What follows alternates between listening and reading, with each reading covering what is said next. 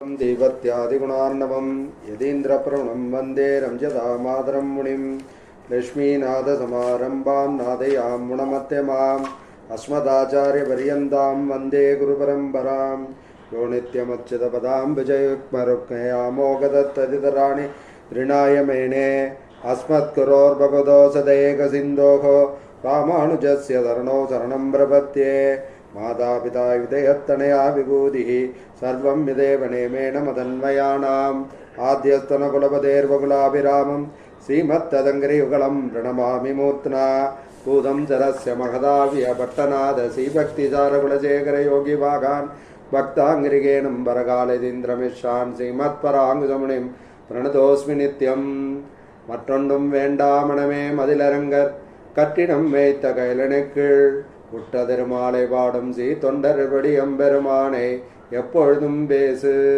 அப்படின்னு இந்த தனியனுடைய வியாக்கியானம் நேற்றுக்கு பார்த்தோம். கடைசி இது போன வாரம் அதை ஒரு 2 லைனில் அதை பார்த்துட்டு இன்னைக்கு தொடர்ந்து திருமாலையனுடைய அவதாரிகையை பற்றி பார்ப்போம்.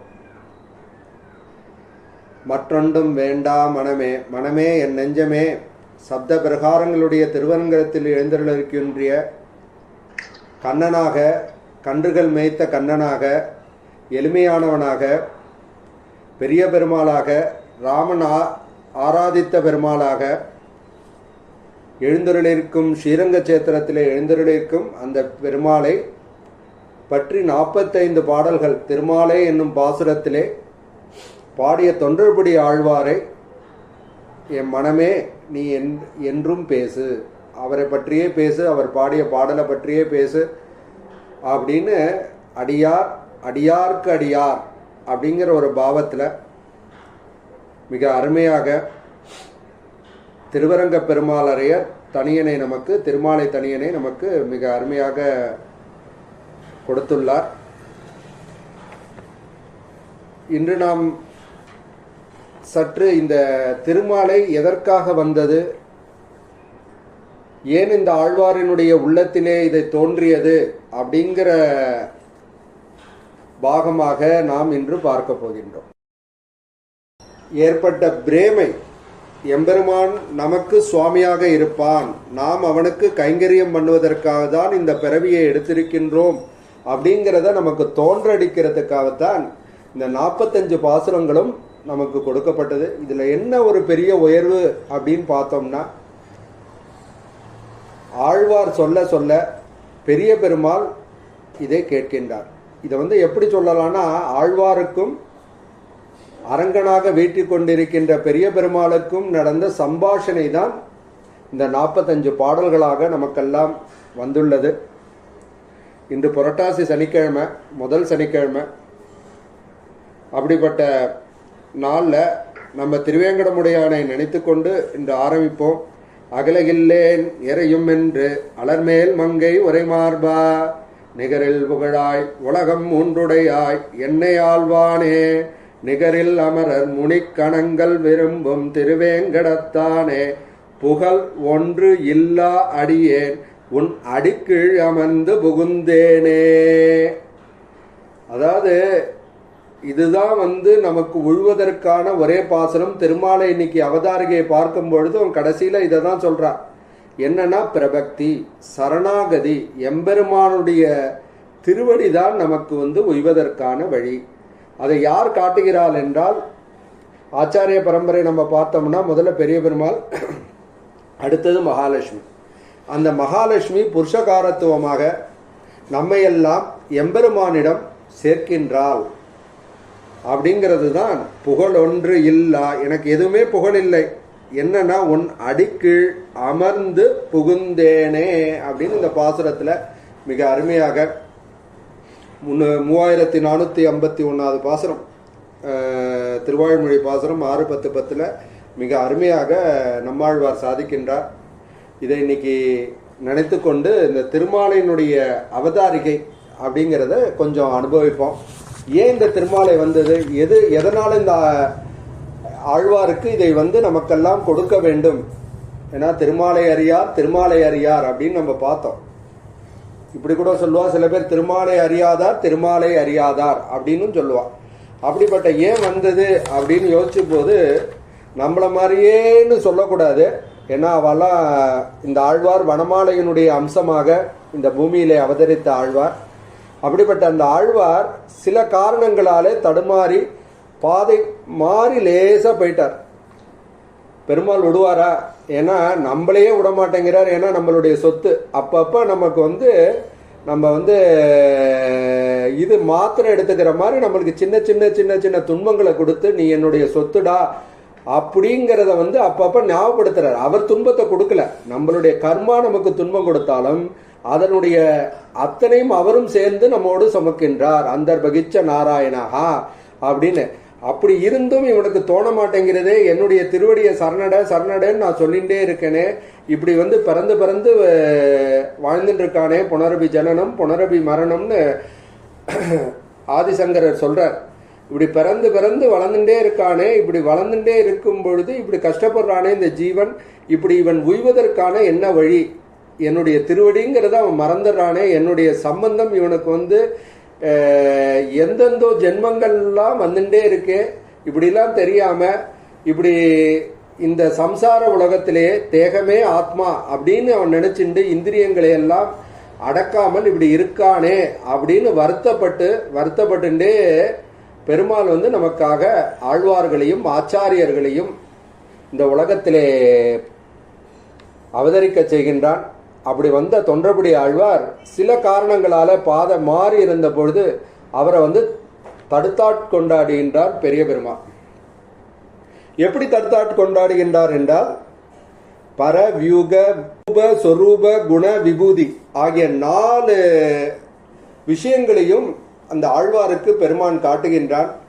இப்படிப்பட்ட சொத்தை விட்டுட்டு, இப்படிப்பட்ட ஒரு சொர்க்கத்தை விட்டுட்டு நம்ம எதையோ தேடின்னு இருக்கோமே, இதுதானே வைகுந்தம், ஸ்ரீரங்கம் தானே வைகுந்தம், பெரிய பெருமாள் தானே வைகுந்தம், இதை விட்டுட்டு நம்ம பாதை மாறி போயிட்டோமே அப்படின்னு ஆழ்வார் யோசித்து எம்பெருமானுடைய கைங்கரியத்தை திரும்பி தொடர்ற. அப்படி தொடரும் பொழுது ஆழ்வாருக்கு திடீர்னு தோன்றது, நமக்கே இப்படி ஏற்பட்டதுன்னா பல பல ஜீவன்கள், நம்மள மாதிரி ஜீவன்கள்லாம் இப்படி இந்த உலகத்துல கஷ்டப்பட்டுட்டே இருக்கா. அவளுக்கு வேதமும் தெரியாது, வேதத்தினுடைய அர்த்தம் புரிஞ்சுட்டாலும் அதை சரியா புரிஞ்சுக்கிறதுக்கான ஒரு பெரிய ஆச்சாரியர்கள்லாம் நம்ம அண்டினாதான் அதனுடைய வேதத்தினுடைய சரியான அர்த்தம் புரியும், இல்லைன்னா தப்பா புரிஞ்சுருவான். இதானே நம்ம யாதவ பிரகாசர் ராமானுஜருடைய எம்பெருமானரோடு இருக்கும் பொழுது ஏற்பட்ட பல விஷயங்கள்லாம் நாமும் பார்த்துருக்கோம். அதை யாதவ பிரகாசர் எவ்வளவோ சான்ஸ்கிரிட்ல புலமை இருந்தாலும் அதனுடைய அர்த்தத்தை அவர் சரியா புரிஞ்சுக்கல. அதனாலதான் 2 பேருக்குமே சண்டை வந்தது. எதுக்காக சொல்றேன்னா, வேதம் தெரிஞ்சுட்டா பத்தாது, வேதத்தினுடைய விழுப்பொருளை நாம் மிக அருமையாக புரிந்து கொள்வர் என்பது ஒரு சில பேர். அப்படி இருந்தாலும் இப்படி ஜீவாத்மா கலியுகத்தெல்லாம் இப்படி கஷ்டப்பட்டுட்டே இருக்கு, இவ்வாறுகளுக்கெல்லாம் உய்வதற்கான வழி என்ன அப்படின்னு தொன்றபடி ஆழ்வார் யோசிக்கிறார். யோசித்தோட யாரடா சரணம் புரியணும்? அதே பெரிய பெருமாளை தானே சரணம் புரியணும். எனக்கு யாரு காமிச்சானோ, எனக்கு உள்ள வியாதியை யாரு கியூர் பண்ணாரோ அதே பெரிய பெருமாள்கிட்ட சரணமடைந்து இப்படி எல்லாம் வேதனைப்படுகின்றது ஜீவன்களை எல்லாம் உய்வதற்கான வழி என்ன அப்படின்னு யோசிக்கும் பொழுது திருமாலை பாசுரங்கள் வருவது. அப்படி யோசிக்கும் பொழுது என்னென்ன ஜீவன்கள்லாம் கஷ்டப்படுறது, உடனே நம்மளுக்கு கேள்வி வரும், நான் என்ன கஷ்டப்படுறேன்? காலைல ஏந்திரிச்சோடனே எனக்கு டிஃபன் எங்கள் ஆத்துக்காரி கொடுத்துட்றா, இல்லை ஆத்துக்காரிக்கு நான் கொடுத்துட்றேன், இப்படியே என்னுடைய வாழ்க்கை மிக அருமையாக தானே போயின்னு இருக்கு, இதில் எனக்கு என்ன நான் கஷ்டப்படுறேன் அப்படிங்கிற ஒரு கேள்வி வரும். அப்போதான் அந்த ஆழ்வார் யோசிக்கிறார், என்னன்னா நம்ம புண்ணியம் பண்ணுறோம், பாபம் பண்ணுறோம், ரெண்டுமே பண்ணுறோம். ரெண்டுத்தையுமே கொஞ்சம் இதை கொஞ்சம் உன்னிப்பாக கவனிச்சாதான் அது புரியும். நம்ம என்ன பண்ணுறோம்னா புண்ணியமும் பண்ணுறோம் பாபமும் பண்ணுறோம். காலைல ஏந்திரிச்சோடனே நம்ம புண்ணியத்துலேருந்து தொடங்குவோம், இல்லை பாபத்துலேருந்து தொடங்குவோம். நியூட்ரலாக இருக்கிறது ரொம்ப ரேர் தான். அப்படி நம்ம செய்யும் பொழுது என்ன ஆகுது அப்படிங்கிறது தான் இதை நம்ம யோசிக்கணும். நம்ம புண்ணியம் பண்ணினா சொர்க்கலோகத்துக்கு போவோம். ஒருத்தர் புண்ணியமே பண்ணியிருக்காருன்னா சொர்க்கலோகத்துக்கு போவார். பாபமே போனால் என்ன பண்ணுவார்னா நரகானுபவத்துக்கு போவார், நரகத்துக்கு போவார். அப்போனா நீங்கள் கேட்கலாம், இந்த புண்ணியம் பண்ணிட்டு இருக்கோம், அப்படின்னு என்னால் சொல்ல முடியல. பாபமும் பண்ணியிருக்கோம் அப்படின்னா பாபத்தை நரகலோகத்தில் கழிக்கணும், புண்ணியத்தை சொர்க்கலோகத்தில் கழிக்கணும். ரெண்டுத்தையும் நம்ம வந்து இது வந்து அது மைனஸ் ஆகும், அது வந்து மைனஸ் ஆகும். இந்த டெபிட் கிரெடிட் அக்கௌண்ட்லாம் கிடையவே கிடையாதுங்கிறார் விஷ்ணு புராணத்தில். இதை கொஞ்சம் பார்ப்போம் நம்ம. ஏன்னா நம்ம எப்படிலாம் கஷ்டப்பட்டு இருக்கோம் அப்படிங்கிறது தான் இது வந்து. ஏன்னா அப்போ தான் இந்த திருமாலையை வந்து நம்ம வந்து அப்படியே பிடிச்சிப்போம். இப்போ நம்ம வந்து பாவம் பண்ணிட்டு இருக்கோம் அப்படின்னா என்ன பண்ணுவோம் அப்படின்னா, நமது ஜீவன் வந்து இந்த சரீரத்தை விட்டு போன பிறகு யாதனா சரீரம்னு ஒரு சரீரத்தை எடுத்துட்டு நம்ம செய்த பாவத்துக்கான பலன்களை வந்து நரகலோகத்தில் அனுபவிப்போம். அதே மாதிரி அந்த பாவம் முடிஞ்சோடனே நமக்கு இருக்கிற புண்ணியத்தெல்லாம் பார்ப்பான். உடனே என்ன பண்ணுவோம், புண்ணியத்தை வந்து சொர்க்கத்தில் போய் நம்ம அதை அனுபவிப்போம். இப்படி ரெண்டும் முடிஞ்சிருது, ஜீரோக்கு வந்துடுது. அதாவது பாபமும் கழிஞ்சிடுறது, நரகமும் கழிஞ்சிடுறது.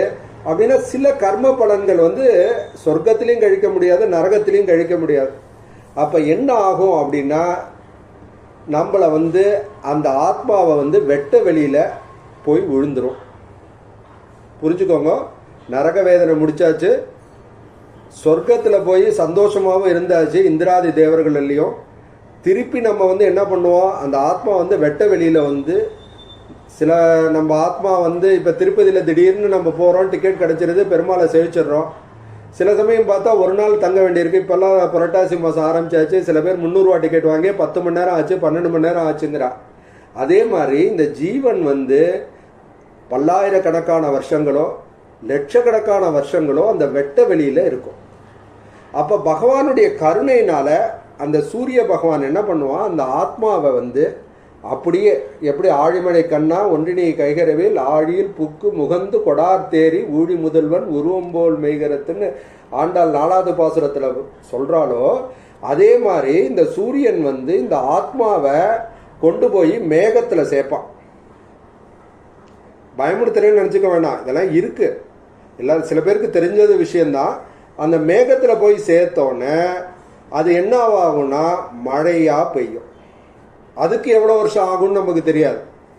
இந்த மழையாக பெய்யறது பூமியில் வந்து பயிராக விளையும், செடிகளை எல்லாம் வளர்விக்கும்.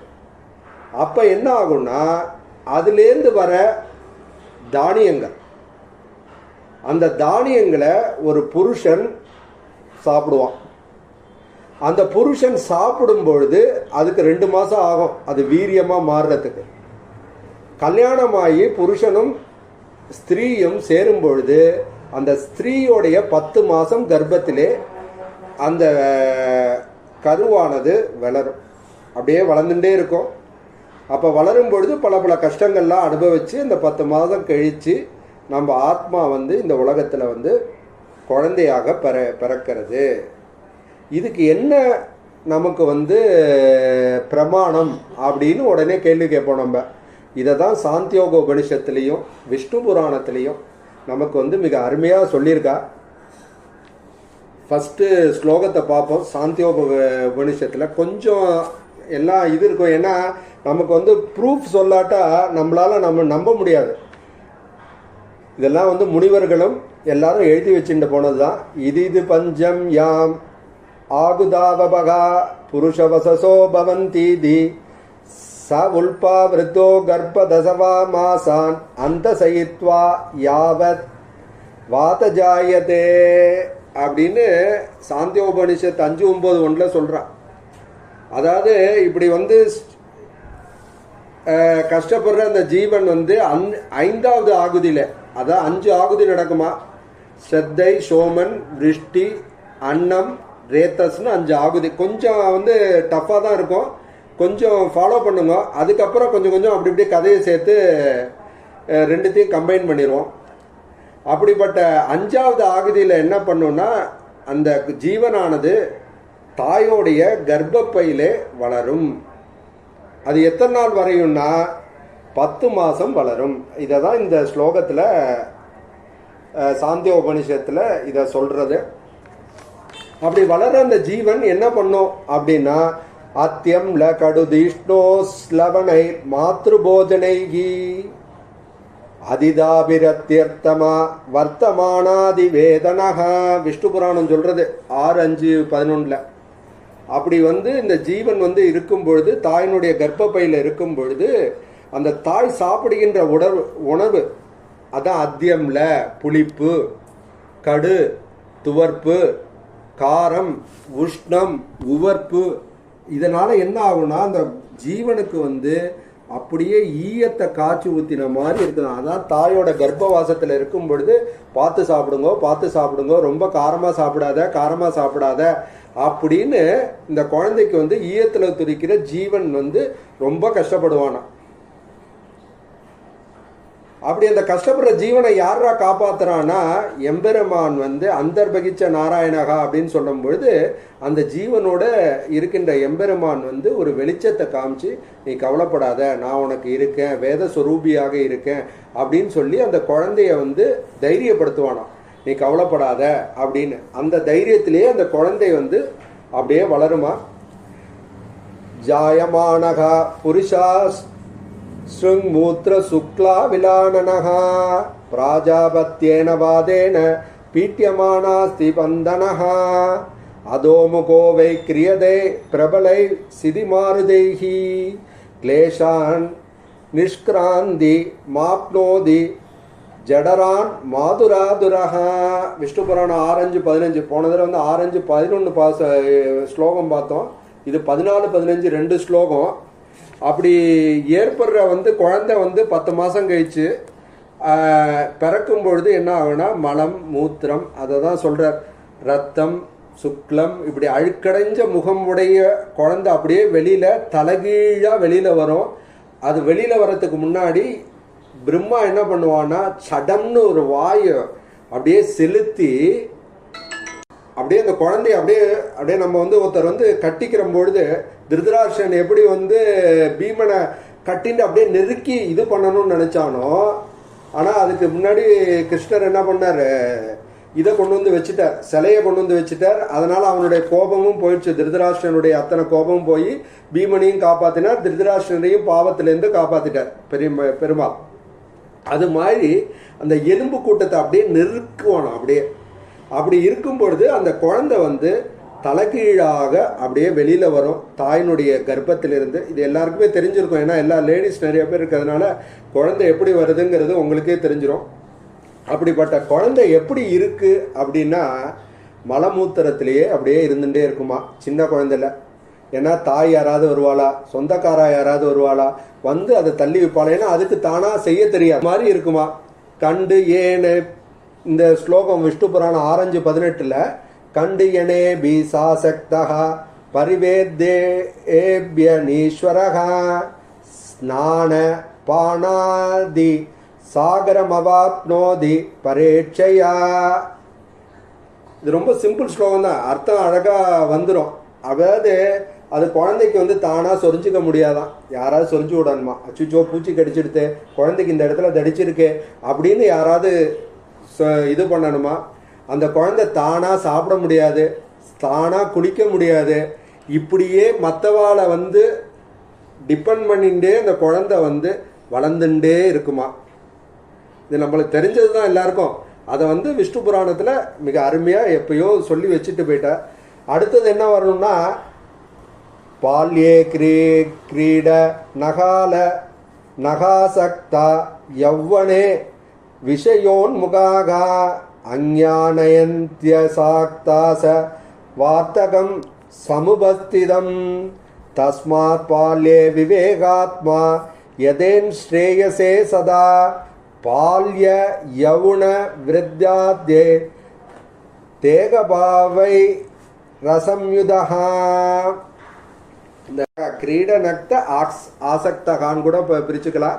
அதே மாதிரி நயந்தி ஆசக்தாச அப்படின்னு கூட பிரிஞ்சுக்கலாம். அப்படிப்பட்ட குழந்தை பால்ய விதத்தில் என்ன பண்ணுமா, விளையாட்டிலேயே நேரத்தை கழிக்குமா, எதுவுமே பண்ணாதான். பால்யத்தில் விளையாட்டிலே அப்படியே இருக்குமா. அவள் அப்பா அம்மா பெருமாளை காமிச்சா உண்டு, நம்ம எல்லாம் ரட்சிப்பவன் அவன் அப்படின்னு குழந்தை கோயிலுக்கு போகும். இல்லைன்னா படி படி படி படி படி நம்ம சொல்லுவோம். படிக்கிறது முக்கியம், அதே சமயத்தில் நம்ம வந்து நம்ம இந்த லோகத்தில் எதுக்கு பிறந்திருக்கோமோ அந்த குழந்தை கோயிலுக்கு போயிட்டு வாடா குழந்தை, சந்தியாவந்தனம் பண்ணுடா, உனக்கு என்னென்னலாம் இது செஞ்சுருக்கோ அதெல்லாம் செஞ்சேன்னா பெருமாள் சந்தோஷம் அடைவாடா அப்படின்னு அந்த குழந்தைக்கு சொல்லணுமா. அப்படி சொல்லலைன்னா என்ன ஆகும்னா அது விளையாட்டிலேயே நேரத்தை இருக்கும். இப்போ எல்லாருமே மொபைல் லோகத்திலேயே நம்ம வந்து நேரத்தை வந்து செயல்படுத்தின்னு இருக்கோம். அடுத்தது வந்து யௌன வயது வந்தோடனே மற்ற விஷயங்கள் எல்லாம் அந்த குழந்தை வந்து நேரத்தை வேஸ்ட் பண்ணிகிட்டே இருக்குமா.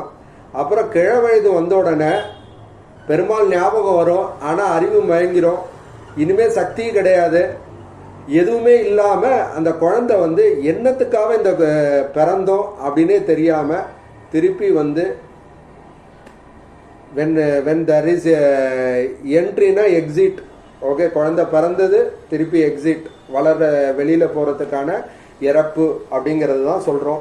அப்படின்னா என்ன நினைக்கிறோன்னா இதை தான் ஆழ்வார் வந்து மிக அருமையாக சொல்கிறார். 2886 பாசுரம் 2:10 கிளறொளி இளமை கெடுவதன் முன்னம் வளரொளி மாயோன் மருவிய கோயில் வளரிலம் பொயில் சூழ் மாநிலம் ஜோழை தல விலர் ஆகில் சார்வது சதிரே அப்படின்னு நம்ம இப்படியே பிறந்துறோம், வளர்றோம், கிழப்பரும் அடையிறோம், திருப்பி எக்ஸிட் ஆகிறோம், திருப்பி ஜென்மாக்கள் பிறந்துட்டே இருக்கோம், அப்படியே திருப்பி வளர்றோம், இப்படியே போயிட்டு இருக்கணுமா அப்படின்னா என்னடா பண்ணணும் அப்படின்னா அதுதான் ஆழ்வார் சொல்றார். கிளறொளி இளமை கெடுவதன் முன்னம். நமக்கு வந்து இப்போ இங்கே இருக்கிறவளுக்கு வயசு வந்து 40 இருக்கலாம், 50 இருக்கலாம், 60 இருக்கலாம். போன காலங்கள் போயின காலங்கள்னு நம்ம ஒதுக்கிட்டு நம்ம என்ன பண்ணணும்னா இனிமே காலங்களை வந்து வீணாக்காமல் நம்ம யாரை பண்ணணும்னா வளருளி மாயன் மருவிய கோயில். இதை வந்து திருமாலிரஞ்சோலை பாசுரம். நமக்கு பக்கத்தில் என்ன கோயில் இருக்கோ அந்த பெருமாளுக்கு நமக்கால முடிஞ்ச கைங்கரியத்தை செய்யணும். அது என்ன வேணாலும் இருக்கலாம் கைங்கரியம். போய் கோயிலில் போய் உட்கார்ந்துட்டு வந்தாலே கைங்கரியம். அதை தான் சொல்கிறான் பெருமாள் நம்ம வந்து அதுதான் அன்றைக்கி போன தடவையே பார்த்தோம். ஒரு அடி நம்ம எடுத்து வச்சோன்னா பெருமாள் 10 அடி நம்மளை நோக்கி வரான். இதுக்கு என்னடா பிரமாணம் அப்படின்னா திவ்ய பிரபந்தம் கேட்கணும்னு நீங்கள் நம்ம நினச்ச உடனே இப்போ வியாக்கியானமும் கிடைக்கிறது.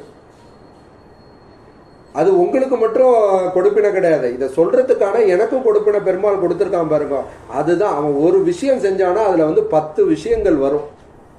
இதோட வந்து நம்மளுடைய மகிமை வந்து என்னன்னு தெரியாது. அதுதான் வந்து சத்சங்கத்தினுடைய மகிமை. இதை தான் வந்து அடுத்த இதில் வந்து விஷ்ணு புராணம் 6:42 திருப்பி இதே தான் இந்த கதையை தான் சொல்கிற. கிளேசாது கிராந்தி மாப்னோதி யாமிய கிங்கிர பீடிதகா ததஸ்ஸே யாததா தேகம் கிளேஷேன பிரதிபத்தியதே. அதை தான் திருப்பி சொல்கிறார். அதாவது திருப்பி இவர் வந்து யாதனா சரீரம் எடுக்கிறதையும் சொர்க்க இது எடுக்கிறதையும் இந்த ஸ்லோகத்தில் சொல்கிறார். திருப்பி என்ன ஆல்ரெடி நம்ம பார்த்தாச்சு. இதெல்லாம் இல்லாமல் நம்ம இருக்கணும்னா என்ன செய்யணும்னா பகவத்கீதையில் சொன்ன 5:29 ஸ்லோகம். ஏன்னா இங்கே நிறைய பேர் பகவத்கீதையும் கேட்டிருக்கா. போக்தாராம் எங்க தபசாம் சர்வலோக மகேஸ்வரம் சுக்ருதம் சர்வபூதானாம் ஞாத்வாமாம் சாந்திம் ருச்சதி அப்படின்னு இந்த கீத ஸ்லோகம். எங்கெங்களையும் தவங்களையும் பூஜிப்பவனும் எல்லா உலகங்களுக்கும் மகேஸ்வரனும் எல்லா ஜீவராசிகளுக்கும் நண்பனுமான என்னை அறிந்து சாந்தி அடைகின்றான் அப்படின்னா எம்பெருமானுடைய திருவடியை நம்ம வந்து பற்றணும். பற்றி நம்ம வந்து இந்த ஜென்மாக்கான ஒரு அர்த்தத்தை மிக உயர்ந்ததாக மாற்ற வேண்டும். இல்லைன்னா நம்ம பிறப்போம், யாருக்காவோ உழைப்போம். அது யாராக இருக்கலாம், மனைவியாக இருக்கலாம், கணவனாக இருக்கலாம், அப்பாவாக இருக்கலாம், அம்மாவாக இருக்கலாம், குழந்தையாக இருக்கலாம், இல்லை ஆஃபீஸில் இருக்கிற மக்களாக இருக்கலாம். யாருக்கோ ஒருத்தருக்காக உழைச்சின்னு இருப்போம். ஆனால் நம்ம ஆத்மாவனுடைய நம்ம இந்த பிறந்ததற்கான நோக்கம் என்னன்னா பகவானுக்கு கைங்கரியம் பண்ணணும். பகவானுக்கு என்ன உகப்பாக இருக்கோ அதெல்லாம் பண்ணணும். அதுதான் ரொம்ப முக்கியம். நான் வந்து அதுதான் நான் சொல்லுவேன். நான் வந்து 1 கோடி ரூபாய் நான் வந்து கோயிலுக்கு கொடுத்துட்டேன், இல்லை நான் வந்து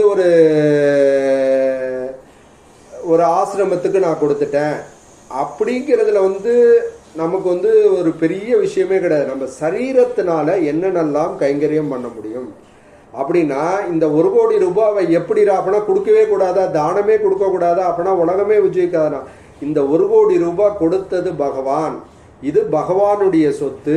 அதை அந்த பகவான் அந்தர்பகிச்ச நாராயணகான்னு நேற்று போன தடவை பார்த்த மாதிரி, அந்த நாராயணன் என் உள்ளுக்குள்ளே இருக்கின்ற நாராயணன் இந்த நல்ல கைங்கரியத்திற்கு செய்வதற்காக என்னை நியமித்திருக்கின்றான். இதில் அடியேனுக்கு எந்த சம்பந்தமும் இல்லை.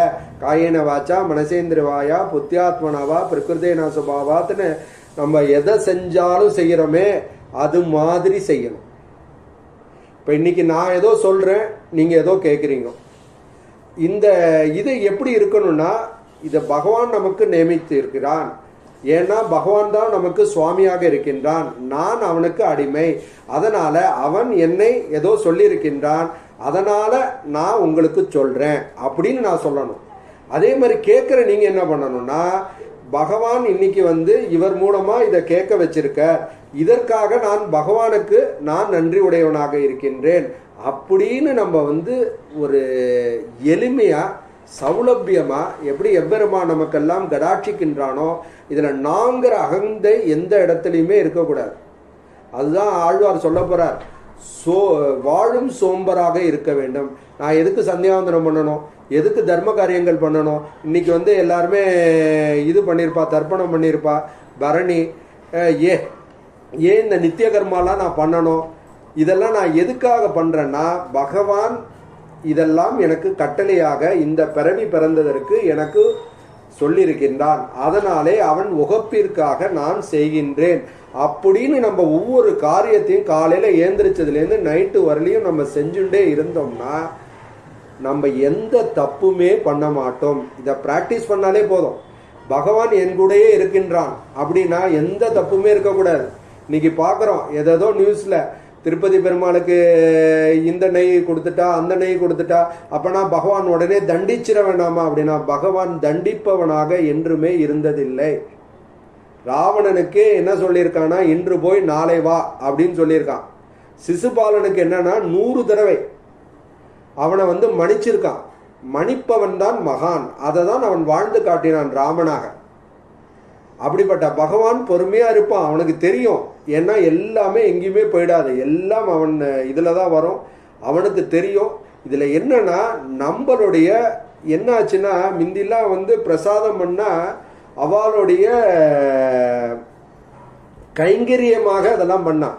இன்னைக்கு நான் பெருமாளுக்கு வந்து 2 கிலோ 2 படி சக்கரை பொங்கல் பண்ணிட்டேன், 4 படி சக்கரை பொங்கல் பண்ணிட்டேன், இப்படி பண்ணிட்டேன் அப்படி பண்ணிட்டேன் அப்படின்னு நம்ம சொல்லும் பொழுது என்ன ஆயிடுதுன்னா, அந்த இடத்துல வந்து ஸ்லைட்டா கமர்ஷியல் வந்துடுதோ. அதனால தான் இப்போ இது மாதிரி விஷயங்கள்லாம் நடக்க ஆரம்பிக்கிறதோ.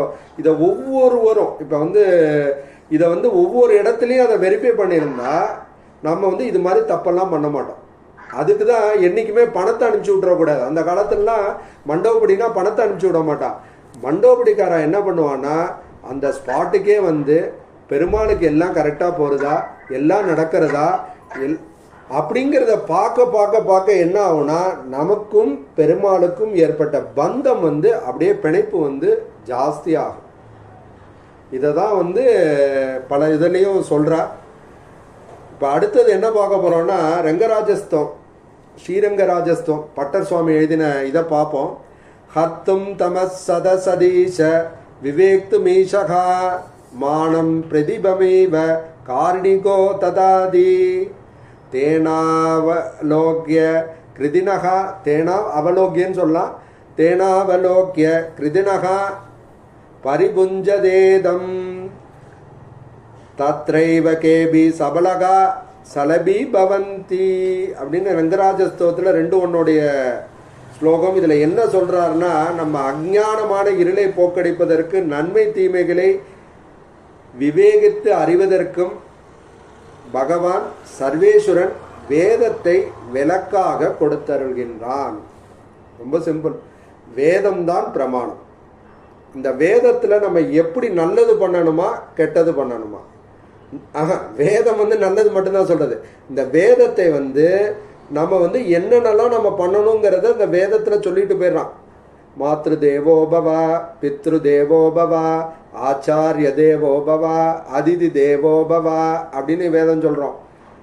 சத்தியம் வத தர்மம் சர அப்படின்னு வேதத்தில் சொல்லிடுறோம். இப்படி வேதத்தில் வந்து எல்லாத்தையும் சொல்லிட்டான் நீ என்னென்னலாம் பண்ணணும்னு. இதை பார்த்துட்டு இதை தான் டிக்ஷனரியாக வச்சுட்டு நம்ம பண்ணுறது நல்லதா கெட்டதா, இதுதான் பிரமாணம். வேதத்தில் சொல்கிறபடி நம்ம நடந்தோம்னா நம்ம நல்லது பண்ணுறோம், வேதத்தில் சொல்கிறபடி நடக்கலைன்னா அது கெட்டது, அவ்வளோதான். இதை தான் பகவான் வந்து நம்ம எதுலேயுமே அவன் கலந்துக்கிறது கிடையாது, புரிஞ்சுக்கோங்க. அவன் நம்ம கூடயே இருக்கான், நம்மள்டே மானிட்டர் பண்ணிகிட்டே இருக்கான். அந்தர்பகிச்ச நாராயணகான்னு நம்ம கூடவே ஒவ்வொரு செயல்களையும் அவனும் அப்படியே தாங்கிண்டே வரான். ஆனால் அவன் எந்த செயல்லையும் அவன் கலந்து கொள்வதில்லை, அதுதான் முக்கியம். இதை தான் ராமாயணத்திலையும் பார்த்தோம். மகாபாரதத்தில் கிருஷ்ணனாக வந்தவன் வந்து பார்த்தீங்கன்னா முதல்ல பிறந்தோடனே தாயை பிரிஞ்சான், அவன் அதை பற்றி கவலைப்படல. அடுத்தது நேராக தேவகிட்ட வளர்ந்தான். அவளுக்கு வந்து அந்த விளையாட்டெல்லாம் மறக்கிறதுக்குள்ள திருப்பி அரசனாக வந்தான். யசோதா தேவகிட்ட பிறந்தான், உடனே போயிட்டான், யசோதைகிட்ட வளர்ந்தான், திருப்பி நேராக வந்துட்டான். திருப்பி ராஜ்யபாரம், திருப்பி பஞ்சபாண்டவர்களை காப்பாற்றணும், திரௌபதியை காப்பாற்றணும். யாரெல்லாம் சரணாகதி அடைகிறார்களோ அவர்களை எல்லாம் காப்பாற்றினான். வந்து சரணாகதி அடைகிறான் அப்படிங்கிற வந்து ஒருத்தன் வந்து அடைய அடைய அடைய பகவானின் திருவடியே தஞ்சம் அப்படின்னு நம்ம இருக்க இருக்க பகவான் நம்மை காப்பாற்றுகின்றான். அவன் எப்படிறான்னா வேதங்கிற விளக்க பிடிச்சுட்டே இருக்கான். இதை பாரு, இது புரியலையா, தானே அவதாரமாக வருகின்றான், விபவ அவதாரமாக. 10 அவதாரமும் அதுக்கு தான் எடுத்தான். எண்ணற்ற அவதாரங்கள் எடுத்திருக்கான். இதில் 10 அவதாரங்கள் வந்து விசேஷம். அதில் வந்து ரொம்ப உயர்ந்தது என்னன்னா ராமாவதாரமும் கிருஷ்ணாவதாரம். அப்படி அவதாரங்களை எடுத்துட்டு அவன் என்னைக்குமே எளிமையனாக இருந்தான். தாங்கிற அந்த எண்ணமே கிடையாது. இல்லைன்னா எவ்வளோ பெரிய சர்வேஸ்வரன், உயர்வர உயர்நலம் உடையவன் எவனவன், மயரவர மதிநலம் மருளினன் எவனவன் இருக்கிற அவன் போய் தூதுவனா போவானா? பஞ்சபாண்டவர் தூதுவர்கள் யார் போவார்னா யாரெல்லாம் கீழே இருக்காளோ அவள் தான் போவான். இதை வந்து ஆஞ்சநேயர் மகான் வந்து சுந்தரகாண்டத்தில் சொல்கிறார் ராவணன்ட்ட. ராவணா, நான் தான் இந்த பலத்திலேயே கம்மியானவன். எப்படி ஒரு உயர்வு வந்து அதாவது தன்னை வந்து எளிமை வந்து உயர்வுக்கு வழிங்கிறது தான் ஆஞ்சநேயர் வந்து ஆச்சாரிய புருஷனாக சுந்தரகாண்டத்தில் எப்படி உயர்ந்தார் என்றால் ராவணன்ட்ட சொல்கிறான், நானே இவ்வளோ பேரை கொண்டு இருக்கேன்னா யோசிச்சு போடுறா, எங்களுடைய படையினுடைய பலம், எங்களுடைய படையினுடைய தலைவன் சுக்ரீவனுடைய பலத்தை பாருடா, இந்த சுக்ரீவனை இயக்குகின்ற ராமனையும் லட்சுமணனுடைய படபலத்தை பாருடா அப்படின்னு ராவணனை யோசிக்க வைக்கிறார் ஆஞ்சநேய மகாமூர்த்தி. எதுக்கு சொல்ல வரோன்னா, அப்போ வந்து ராமனுக்கு தோணுதான், என்னடா அது ஆஞ்சநேயர் வந்து தூதுவனா போனாரே, நம்ம போனால் என்ன ஆகும் அப்படின்னு தோணுதான். அதான் கிருஷ்ணாவதாரத்தில் கிருஷ்ணனாக பஞ்சபாண்டவர்களுக்கு தூதுவனாக சென்றான்னு சில பேர் சொல்லுவான். எதுக்கு இதெல்லாம் நம்ம சொல்கிறோம்னா, நாம் உய்வதற்கு ஒரே வழி அவனுடைய திருவடி அப்படிங்கிறத வந்து நம்ம வந்து என்றைக்கும் ஞாபகம் வச்சுக்கணும். அதை தான் வந்து ஸ்வேதா உபனிஷத்துலேயும் சரம் பிரதானம் அமிர்தசாரம் ஹரஹா சராத்மானா விஷதே தேவ ஏகஹா அப்படிங்கிறதுல என்ன சொல்றாருன்னா, ஹரணாகிற ஜீவன் வந்து சித்துன்னு இருக்கும், அச்சித்துன்னு இருக்கும். நம்ம உடம்புல என்ன இருக்குன்னா சித்து இருக்கும், அச்சித்து இருக்கும். சித்துன்னா உயிருள்ள பொருள், அச்சித்துனா உயிரற்ற பொருள்.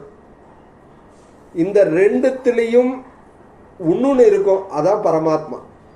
ஜீவாத்மா பரமாத்மா. இந்த பரமாத்மா என்ன பண்றான்னா இதை எல்லாத்தையும் இயக்குகின்றான். எப்படி இயக்குகின்றான்னா ஒவ்வொருத்தர்ட்டையும் அந்தர்யாமியாகிய இருக்கின்றான். அதை தான் நம்ம பார்த்தோம், அடிக்கடி சொல்றோம் அந்தர்பகிச்ச நாராயணஹா அப்படின்னு. அப்படி இருக்கிறவன் என்ன பண்றானா, ஏஷ சர்வபூதான் தராத்மா பாப்மா திவ்யோ தேவ ஏகோ நாராயணகா. சுபால உபனிஷத்து இதையும் சொல்றது. எல்லா பூதங்களுக்கும் அந்தர்யாமியாக இருப்பவனும் தோஷமற்றவனும் வைகுண்டத்தில் எழுந்தில் இருப்பவனான நாராயணனே ஒரே தேவன் அப்படின்னு வேதம் வந்து காட்டி கொடுக்கறது. இதை தான் இந்த பட்டர் சுவாமி என்ன சொல்றார், இருட்டறையில் அந்த இருக்கிற நமக்கு வேதம்ங்கிற வெளிச்சத்தை காமிச்சு நமக்கு வந்து நாமெல்லாம் சுவாமியான ஈஸ்வரனுக்கு அடிமைப்பட்டவன், தேகமே ஆத்மாங்கிறதெல்லாம் தவறு, தேகத்தினுடைய சௌக்கியத்துக்காக நம்ம வாழ்க்கையை வீணாக்கக்கூடாது அப்படின்னு நம்ம சொல்லிண்டு நம்ம அந்த பெருமாளுக்கான கைங்கரியத்தை நம்ம செஞ்சுட்டே இருக்கணும் அப்படிங்கிறது தான் இதில் சொல்கிற. இதில் வந்து அடுத்தது வந்து ரொம்ப, அதாவது 2 உபனிஷத்தும் சேருது, ஸ்வேதா உபனிஷத்தும் முண்டக உபனிஷத்தும் சேருது. துவா சுபர்ணா சயுஜா சகாய சமானம் விஷம் பரிசஸ்வஜாதே தயோரண்ய பிப்ளம் ஸ்வாத்வத்தி அனஸ்னன்யோ அபிஷாக செய்தி அப்படின்னு பெருமாள் வந்து எப்படி இருக்கானா, 2 பட்சிகள் இருக்கான், ஒன்று ஜீவாத்மா, இன்னொன்று பரமாத்மா. 2 பட்சிக்கும் எப்படி இருக்குன்னா அழகான சிறகு இருக்கான், ஞானமயமா இருக்கான் ரெண்டுமே. அப்படிப்பட்ட ஜீவன் என்ன பண்ணுதுன்னா ஒரு பழுத்த கனியை சாப்பிட்டு இருக்கான். இந்த பரமாத்மா என்ன பண்றானா பக்கத்துல இருந்துட்டு எதுவுமே அவனை வந்து சாப்பிடாதன்னு சொல்ல சாப்பிடணும் சொல்ல, வேதம்ங்கிற விளக்க மட்டும் பிடிச்சுட்டு இருக்கான். இப்ப இந்த ஜீவாத்மா என்ன பண்ணணும்னா தாம் அறிவை உபயோகித்து இந்த பழத்தை சாப்பிடலாமா சாப்பிடக்கூடாதான்னு இந்த ஜீவாத்மா தான் டிசைட் பண்ணணும். ஆனால் இந்த ஜீவாத்மா பண்ணும் பொழுது தவறா புசித்தான்னா இது தவறுன்னு அந்தர்யாமியா இருந்துட்டு நம்மளுக்கே நம்ம தப்பு பண்ணும்பொழுது நம்ம மனசுக்குள்ள சொன்னோம், கோபம் வந்துடும், கோபப்பட்டுட்டு ஐயோ நம்ம போய் இப்படி பெரியவாளை கோபப்பட்டோமே அப்படின்னு தோணும். குழந்தைய அடிச்சிருவோம், சுச்சோ ஏன் இந்த குழந்தைய போய் அடித்தோம் அப்படின்னு நமக்கு தோணும். இந்த அந்தர்யாமியா இருக்கின்ற அந்த நாராயணன் நம்மை வந்து நல்லதா கெட்டதாங்கிறத உணர்த்திடுவான். அதுக்கப்புறம் அந்த பழத்தை சாப்பிடணுமா வேண்டாமான்னா அந்த ஜீவாத்மா தான் முடிவு பண்ணும். பழத்தை சாப்பிட்டுதுன்னா அது நல்லதாக இருந்தால் புண்ணியம் சேரும், தப்பாக இருந்ததுன்னா பாவம் சேரும். அவ்வளோதான். எப்படி கர்மா வருது, கர்மாவுடைய சம்பந்தம் வருது அப்படின்னு இந்த இதில் சொல்கிற. அடுத்ததுலேயும் முண்டகோபனிஷத்தில் அழகாக சொல்கிறது, தானா வித்வான் புண்ணிய பாபே விதூய நிரஞ்சனகா பரமம் சாமியமுபைதி. ஆனால் இப்படியே இந்த புண்ணிய கணக்கு பாவ கணக்கே போயின்னு இருக்கிறவன் பரமபுருஷனை ஸ்வீகரித்திட்டான்னா என்ன ஆகும்னா அவன் எல்லாத்துக்கும் உயர்ந்ததான மோட்சத்தை நமக்கு கொடுக்கின்றான், வைகுந்தத்தை நமக்கு காட்டுகின்றான். இதை தான் வந்து வச்சிருக்கேனான்னு தெரியல, இதை வந்துடுது. அதான் நமக்கு வந்து ரொம்ப பெருமாளுடைய அனுகிரகம் நிறையா இருக்கு, டக்குன்னு வந்துடுது. சரணமாகும் திருக்கண்ணபுரம் பாசுரம், சரணமாகும் தனதால் அடைந்தார்க்கெல்லாம் மரணமானால் வைகுந்தம் கொடுக்கும் பிரான் அரணமைந்த மதில் சூழ் திரு கண்ணபுரத்தரணியாளன் தனது அன்பர்க்கு அன்பாகுமே அப்படின்னு அவனை சரணம்னு அடைந்துட்டோம்னா நமக்கு உயர்ந்த பதவியான அந்த இடத்துல வந்து யாருக்கும் பசி கிடையாது, நோய் கிடையாது, அங்கே யார் மேலேயும் பொறாமை கிடையாது. நம்ம இந்த ஜீவாத்மா அமானுவன் நம்மை தீண்டல் கடல்னு மணவாள மாமனிகள் முடிக்கின்றார். அமானுவன் அழைச்சின்னு போனாதான் நம்மளை வந்து ஜெய விஜயர்கள்லாம் உள்ள விடுவா வைகுந்தத்துக்கு. நம்ம போன உடனே நம்மளுடைய ஆச்சாரிய புருஷர்கள் எம்பெருமானார் பெரியஜிய, அது மட்டும் இல்லாமல் நம்ம அப்பா நம்ம தாத்தா கொள்ளு தாத்தா எல்லாரும் கொடை சாமரம் எல்லாத்தையும் வச்சுட்டு ஐயோ குழந்தை வந்துட்டான்டா இத்தனை நாள் எங்கெங்கேயோ போய் கஷ்டப்பட்டான்டா, பிறந்து எவ்வளோ தூரம் கஷ்டப்பட்டிருக்கான்டா, வந்துட்டான்டா, அம்மானுவன் நம்ம அவனை அழைச்சின்னு வந்துட்டானான்னு அவ்வளோ சந்தோஷமாக இதில் அழைச்சின்னு போகிறான். ஏன்னா வைகுந்தம் போவது மன்னவர் விதி. அதை இந்த ஜென்மத்தில் நம்ம முடிவு பண்ண போகிறோமா இல்லை பல ஜென்மங்கள் பிறந்து இதை முடிவு பண்ண போகிறோமா அப்படிங்கிறது பகவான் நம்ம கையில் விட்டுறான். ஆனால் அவன் நம்ம மேலே வச்சுட்டு இருக்கின்ற கருணையனாக பரமகாருணிகோ அப்படிங்கிற கத்தியத்திரத்தில் எம்பெருமானார். அவனுக்கு அவ்வளவு கருணை நம்ம மேல. அந்த கருணையின் இதனால நமக்கு என்ன பண்றார் அப்படின்னா, அவன் நமக்கு எம்பெருமான்கிற ருசியை நமக்கு அளிக்கின்றான். அந்த ருசியின் காரணமாக முதல்ல என்ன வருதுன்னா, எம்பெருமான் நம்மை ரட்சிக்கின்றான்கிற எண்ணம் நமக்கு வருது. விரோத பாவம் போயிடுறது. இந்த விரோத பாவம் போக போக போக போக போக நமக்கு ஏற்படுகின்ற சக்தியின் வழியாக நாம் எம்பெருமானை அடைகின்றோம். இதை தான் இதில் நம்ம சொல்கிறார். இதை தான் ஸ்ரீரங்கராஜ ஸ்தோத்திலையும் அவர் அந்த பாசுரம் நம்ம பார்த்தோமோ இல்லையோ, அந்த பட்டர் எழுதினதில் வேதங்கிற விளக்க வச்சுக்கிறான். அப்படி வச்சுட்டு பெருமாள் என்ன பண்ணுறான்னா, பல பல அவதாரங்கள்லாம் எடுக்கிறான். அப்படி எடுக்கும்பொழுது இந்த திருச்செந்தவிருத்தம் பாசுரத்தை நான் அனுபவிச்சோம்னா நல்லாவே தெரியும். வயது நின்னை வல்லவா பழித்தவர்க்கும் மாறில் போர் செய்து நின்னை செற்றதியில் வெந்தவர்க்கும் உந்த உன்னை வந்து உன்னை எய்தலாகும் என்பராதலால் எம்மாயனாயினேன் செய்த குற்றம் நற்றமாகவே கொல் ஞானநாதனே. இந்த பாசுரம் ரொம்ப பாசுரம். இதை தான் நல்லவன்லாம் வாழறான், கெட்டவன்லாம் நல்லவன்லாம் துன்பப்படுறான், கெட்டவன்லாம் வாழறானேன்னா, பெருமாளுக்கே யாரும் நல்லவன் கெட்டவன்லாம் கிடையாது, எல்லாமே அவனுடைய சொத்து. அவன் என்ன பண்ணுறான்னா, வயது நின்னை வல்லவா பழித்தவர்க்கு துதிக்கத்தக்க அவனை தூட்டுறான். சிசுபாலன் எப்படி தூட்டுறான் அப்படிங்கிறத நம்ம பார்த்தோம். அப்படி இல்லாமல் செய்து நின்னை செற்றதியில் வெந்தவர்க்கும் முந்த எண்ணெய் அப்படிப்பட்டவன் என்ன சொல்றான்னா, ஒப்பற்ற போர் புரிஞ்சு அவனோட சண்டை போடுறான். சரணாகதி அடைய வேண்டியதுக்காக வந்திருக்கான்.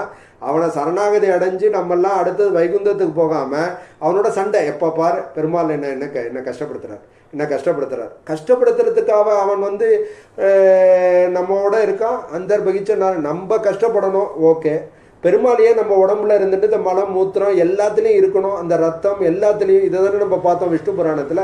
ஏன் இருக்கானா, நம்ம மேலே இருக்கிற கருணை.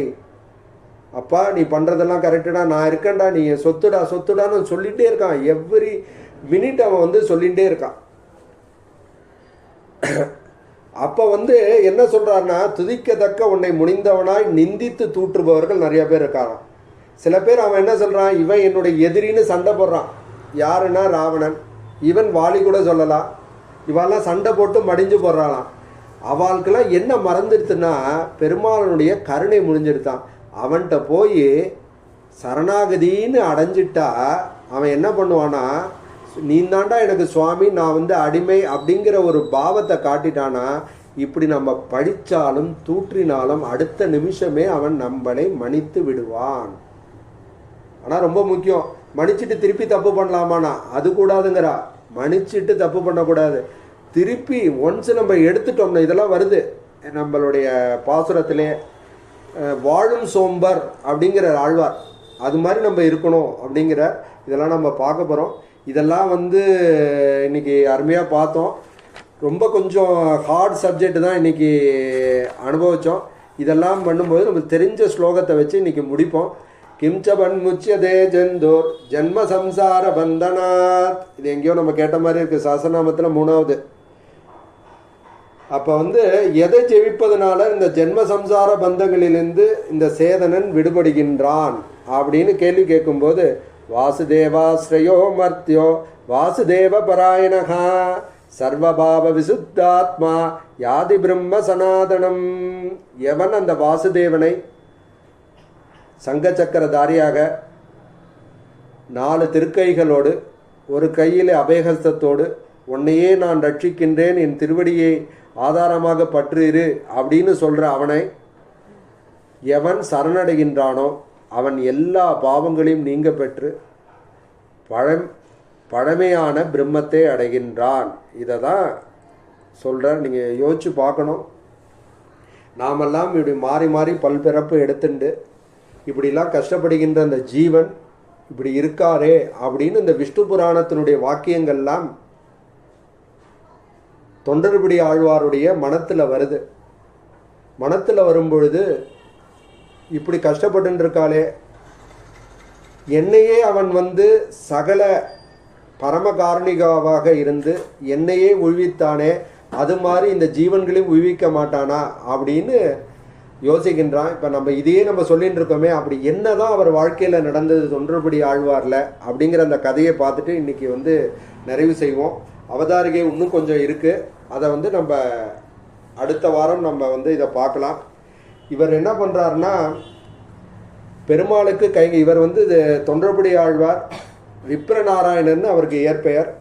அவர் என்ன பண்ணுறாருன்னா பூ கைங்கரியம், அவர் வனமாலையோட வம்சம் இல்லையா, பூ கைங்கரியம் பண்ணி மண்டங்குடிங்கிற ஊரில், கும்பகோணம் பக்கத்தில் இருக்குது, கும்பகோணம் அந்த கல்லணை ரூட்டில் வரும், அப்படி அந்த ஊரில் பிறந்து ஸ்ரீரங்க சேத்திரத்தில் இருந்து இங்கே பூ கைங்கரியம் பண்ணிகிட்டே இருக்கார் பெருமாளுக்கு. பெருமாளுக்கு போய் சாத்துறது இதுதான் அவருடைய வேலை. இப்படியே வந்து நாள் போயிட்டே இருக்கும் பொழுது பெருமாள் ஒரு சோதனையை கொடுத்து நம்மளை மாதிரி ஜீவன்களை எல்லாம் உய்வதற்கான திருமாலையை இவர் வந்து சொல்லாமல் இப்படி சத்தம் போடாமல் கர்ம யோகியாக பண்ணிட்டு இருக்காரு, ஞான யோகியாக இருக்காரு. அப்படி இல்லாமல் அவர் வந்து ஆக்சுவலாக சரணாகதி தான் அடைஞ்சிட்டார், அது வேற விஷயம். இப்படியே இருக்காரு. இவர் வந்து மற்ற நம்மள மாதிரி ஜீவன்களுக்கெல்லாம் இவர்கிட்டேருந்து ஒரு கருணை வர வேண்டாமா, இந்த திருமாலைங்கிற பாசுரம் வர வேண்டாமா அப்படிங்கிற எண்ணத்தில் ஒரு சோதனையை கொடுக்குறான். அப்போ தேவதேவிக்கான உயர்ந்த பொன், அதாவது நம்ம யாரையுமே தப்பாக சொல்லக்கூடாது, வைஷ்ணவர்களுடைய இதுவே யாரையுமே குத்தம் சொல்லக்கூடாது அப்படிங்கிறது நம்ம வந்து என்றைக்குமே மனசில் வச்சுக்கணும். இந்த தேவதேவிக்காங்கிற பொன் வந்து உறையூரில் இருக்கின்ற அரசனுக்கு வந்து முன்னாடி நாட்டியம் ஆடுவான். அவள் தங்கையோடு போய் நாட்டியம் ஆடிண்டு இப்படியே ஸ்ரீரங்க சேத்திரம் வழியாக வரா. ஏன்னா அவர் வந்து அவளுடைய ஊர் வந்து உத்தமர் கோயில், அங்கே பெருமாள் இருக்கார்.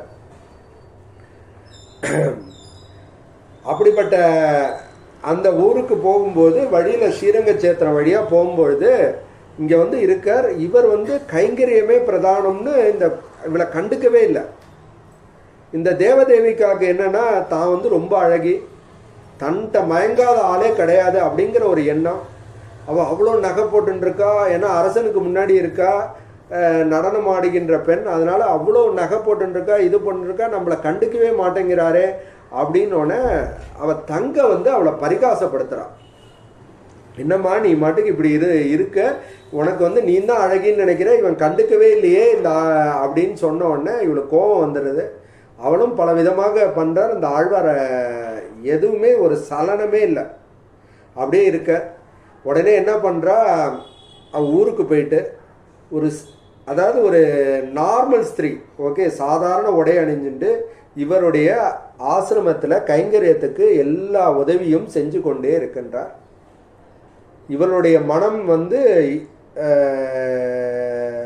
கருணையானா எம்பெருமான் விளையாட ஆரம்பிச்சிடறான். ஏன்னா திருமாலை பாசுரம் நம்மளெல்லாம் விழுவதற்கு கிடைக்கணுமே, திருப்பள்ளி எழுச்சி பாசுரம் கிடைக்கணுமே அப்படின்னோடனே என்ன பண்ணுறான், ஒரு நாள் நல்ல மழை பெய்யறது. மழை பெஞ்சோடனே அவருக்கு வந்து ஒரு இறக்கம் ஏற்படுது. அப்பா நீ மழையில் நின்றுட்டு வேலை செய்கிறீ, நம்ம உள்ள குடிலுக்கு வா அப்படின்னு கூப்பிட்றான்.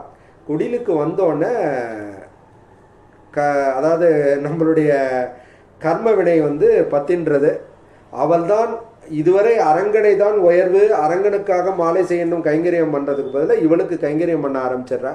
இப்படியே போயின்னு இருக்கு. நமக்கு வந்து ஜீவன்கள்லாம் கலியுகத்தில் கஷ்டப்பட போகிறது, இந்த ஜீவன்களுக்கெல்லாம் நம்ம வந்து பாசனம் கொடுக்க வேண்டாமா, இப்படி கஷ்டப்படுறானே அப்படின்னோடனே தேவதேவிகாவுடைய மனதில் வந்து அவளுடைய கர்வத்தை வந்து தூண்டி விடுறார் பெருமாள்.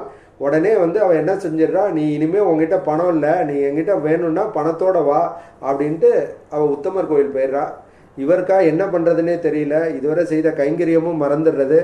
அவள் போய் வந்து அவளுடைய வாசலில் நிற்கிற உத்தமர் கோயில்னோடனே பெருமாளுக்கு வந்து நம்ம பக்தன் போய் இன்னொருத்தர் வாசலில் போய் நிற்கிறதா அப்படின்னோடனே தன்னுடைய தங்க வட்டியில் எடுத்து தொண்டர்படி ஆழ்வாருடைய தம்பின்னு சொல்லி இதை கொண்டு போய் கொடு அப்படின்னோடனே அந்த தேவதேவிக்கா வந்து இவனை வந்து உள்ளே விடுறா. உடனே அரசனுக்கு உண்மை, சோழ அரசனுக்கு உண்மை தெரிஞ்சிருது. இது மாதிரி தங்க வட்டி இப்போ இந்த காலம் மாதிரிலாம் பார்த்துட்டே இருக்க மாட்டா. என்னது பெரிய பெருமாளுடைய தங்க வட்டியில் காணுமான உடனே விசாரணை நடக்கிறது. இதுக்கு காரணம் யாருன்னா தொண்டர்படி ஆழ்வார். அவரை கொண்டு போய் சிறையில் போடு, நாளைக்கு விசாரணை பண்ணி நாளைக்கு தூக்கில் போட்டுருவோம் அப்படின்னு சொல்கிறார். அன்னைக்கு இரவு பெருமாள் வந்து அரசனுடைய கனவுல வந்து நான் தான் கொடுத்தேன் அப்படின்னு சொல்ல அவரை வந்து விடுதலை பண்ணுறான். அப்போ வந்து தொண்டர்படி ஆழ்வாருக்கு தோன்றது, இப்படி போய் நம்ம போய் விழுந்துட்டோமே அப்படின்ட்டு. அந்த நேரத்திலேருந்து அவர் முடிவு பண்ணிடுறார், என்னை உய்வதற்கான வழி பெரிய பெருமாளுடைய வழி, இனிமே நான் வந்து நேர்மையாக இருக்க வேண்டும், பெருமாளுக்கு கைங்கரியமே பண்ணிட்டு இருக்கிறதுக்கும் அவன்தான் என்னை காப்பாற்ற வேண்டும் அப்படின்னு சொல்லும் பொழுது பெருமாள் ரூப சுரூப குண விபவ ஐஸ்வர்யா 5 இதையும் காட்டுறான். இதை நான் வந்து 4ன்னு சொல்லிட்டேன் ஆரம்பத்தில், அதை மட்டும் கொஞ்சம் திருத்திக்கோங்க. அப்படி 5ஐயும் காட்டி எம்பெருமான் காட்டும் பொழுது எனக்கு கிடைச்ச பாக்கியம் இந்த கலியுகத்தில் இருக்கிற எல்லாருக்கும் கிடைக்க வேண்டாமா அப்படின்னு நினச்சி அந்த 45 திருமாலையுடைய பாசுரங்களை வந்து ஆழ்வார் எழுதுறார்.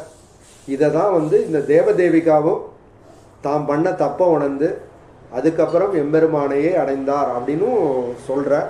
ஏன்னா நம்ம வந்து எல்லாருமே கலியுகத்தில் வந்து தப்பு பண்ணக்கூடியதான். ஆனால் இந்த மொமெண்ட்லேருந்து நம்ம தப்பு பண்ணக்கூடாது. எம்பெருமானே சரணம் பிரபத்தே ஸ்ரீமதே நாராயணாய நமகான்னு சொல்லி அந்த எம்பெருமானையே நம்ம வந்து சரணமாக பற்றி எப்படி வந்து இதில் வந்து நம்ம வந்து ஒரு கதையை மட்டும் அனுபவித்து இன்றைக்கி முடிச்சுருவோம். அதாவது அர்ஜுனன் வந்து மகாபாரதத்தில் பல பல ஆச்சரியமான செயல்களை வந்து கிருஷ்ணருடைய அருள்னால செயல்றான்.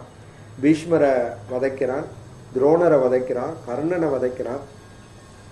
அவனுடைய காண்டிபத்தினுடைய இது பார்த்தோம்னா, அந்த சக்தியை பார்த்தோம்னா அது வந்து ஒரு பெரிய சக்தி.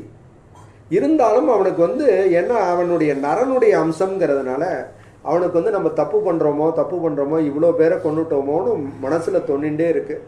அப்போ வந்து கிருஷ்ணர்கிட்ட வந்து இது சொல்கிறான், இது மாதிரி பண்ணிட்டோமே அப்படின்னோடனே கிருஷ்ணர் சொல்கிறார், நீ வந்து சொர்க்கத்துக்கு வேணால் போகலாமே தவிர, ஏன்னா நான் சொல்லிட்டேன், இந்த 18 நாள் இந்த சண்டையில் யார் அடைந்தாலும் அவர்கள் சொர்க்கத்திற்கு செல்வார்கள்னு தான் சொல்லியிருக்கேனே தவிர உனக்கு வந்து வைகுந்தம் போகிறதுக்கான வழி கிடையாது. அப்படின்னா என்ன பண்ணுறதுன்னா, ஆச்சாரியனை அடைய வேண்டும். அதுக்கு என்ன பண்ணுறதுன்னா, கலியுகத்தில் வந்து கலியுகத்தில் பிறக்கிறார் அப்படின்னு தான் சொல்லியிருக்கு. பிறந்து ஊமையாக பிறக்கிறான் அர்ஜுனன். இந்த ஊமையாக பிறந்துட்டு இந்த ஸ்ரீரங்க சேத்திரத்தில் அப்படியே சுற்றிகிட்டே இருக்கான். ஏன்னா காது கேட்கல, வாய் பேச முடியல. இருந்தாலும் ஏதோ தோன்றது நம்ம வந்து, ஏன்னா அவனுக்கும் வந்து பிறப்பு இருந்ததுனால சடங்கிற வாயும் இருந்து பழசெல்லாம் மறந்துடுறது. ஆனால் ஏதோ ஒரு ஆச்சாரியனை அடைந்து நாம் வந்து உய்ய வேண்டும் அப்படிங்கிறது எங்கேயோ தோணிகிட்டே இருக்குது. அப்படியே சுற்றி சுற்றி வந்துட்டு இருக்கான். அப்போ வந்து காரே கருணே ராமானுஜா இக்கடலிடத்தில் ஆரே அறிபவர் நின்னருளின் தன்மை அப்படின்னு சொல்லிக்கிற விதமாக அந்த எம்பெருமானார் அர்ஜுனனை பார்க்குறார். அவருக்கு எல்லாமே தெரியும் இல்லையா, ஏன்னா லோகாச்சாரியன் இல்லையா. அப்படின்னோடனே அவரை கூப்பிட்றார். அவருக்கு எப்படி உபதேசம் செய்யறதுன்னே தெரியல. ஏன்னா உனக்கு வந்து காதால் நம்ம நாராயணான்னு சொல்லி அந்த உபதேசம் பண்ண முடியாது, ஏன்னா காது கேட்காது, வாய் ஊமை, என்ன செய்யறது அப்படின்னு எம்பெருமானாருக்கே புரியலையா. அப்போ வந்து பெருமாளை சரணடைஞ்சோடனே பெருமாள் வந்து சில விஷயங்கள் அவளுக்கெல்லாம் ஆச்சாரிய புருஷாளுக்கெல்லாம் தெரிவிப்பார். அது மாதிரி சொல்லும் பொழுது நாளைக்கு வா அப்படின்னு சொல்லி அவனுக்கு யூனிவர்சல் பாஷையான கையில் அப்படியே செய்கிறார். வந்தோடனே ரூமெல்லாம் க்ளோஸ் பண்ணிருங்கோ அப்படின்னு சொல்ல தன்னுடைய திருவடியை எடுத்து அவனுடைய தலையில் வைக்கிறார். வச்சோடனே அவனுக்கு வந்து பழைய ஞாபகம்லாம் வந்தது. ஆச்சாரியனுடைய கடாட்சமும் பெற்று இந்த மோட்சங்கிற ஒரு வைகுந்தத்தை அடைந்தான் அப்படிங்கிறத ஒரு சரித்திரமாகவும் இதை வந்து எல்லாரும் அனுபவிக்கிறார். இதுக்கு என்னடா நீ மாட்டுக்கு சொல்கிறியே, இதுக்கு ஏதாவது இது இருக்கா அப்படின்னா, ஸ்ரீரங்கம் கோயிலில் போய் எம்பெருமானாரை தரிசிச்சுண்டு பிரகாரத்தில் அப்படியே பிரதர்ஷனமாக வந்தால் அங்கே ஃபோட்டோலாம் வச்சுருக்கா. 74வது ஃபோட்டோ, 74ன்னு போட்டிருக்கோம். அவருடைய ஒவ்வொரு ஆச்சரியமான செயல்கள் எல்லாம் அங்கே வந்து ஒரு ஃபோட்டோவாக பண்ணியிருக்கு. 74வது ஃபோட்டோ எல்லாரும் போகிறவா வந்து கிடைச்சா கொஞ்சம் பாருங்க. அதில் வந்து இந்த சரித்திரம் இருக்குது. அதை பேஸ் பண்ணி தான் நான் இன்றைக்கி சொன்னேன். எதுக்குன்னா, நாமெல்லாம் இந்த பிறவி வந்து எம்பெருமான் தான் நமக்கு சுவாமி, நமக்கு தந்தையாக இருப்பவன் ஆச்சாரியன். அவன் வந்து நம்மை வந்து பெருமாளிடம் யார் மூலமாக சேர்ப்பான் என்றால் பெரிய பிராட்டியின் மூலமாக பெருமாளிடம் நம்மை சேர்ப்பிப்பான். பெரிய பெருமாள் பிராட்டியோட இது என்னன்னா, பெருமாளை காட்ட வேண்டியது, பெருமாளுடைய திருவடி.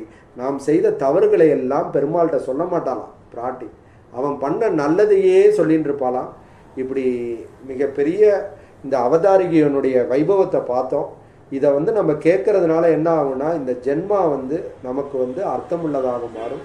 நாம் பகவானுடைய பிரேமைக்கு உள்ளாவோம் அப்படின்னு சொல்லி, ஆகாரத்திரய சம்பன்னாம் அரவிந்த நிவாசினியும் அசேஷ ஜெகதீஷித்ரீம் வந்தே வரதவல்லபாம் அப்படின்னு சொல்லி இன்னைக்கு முடிச்சிருவோம்.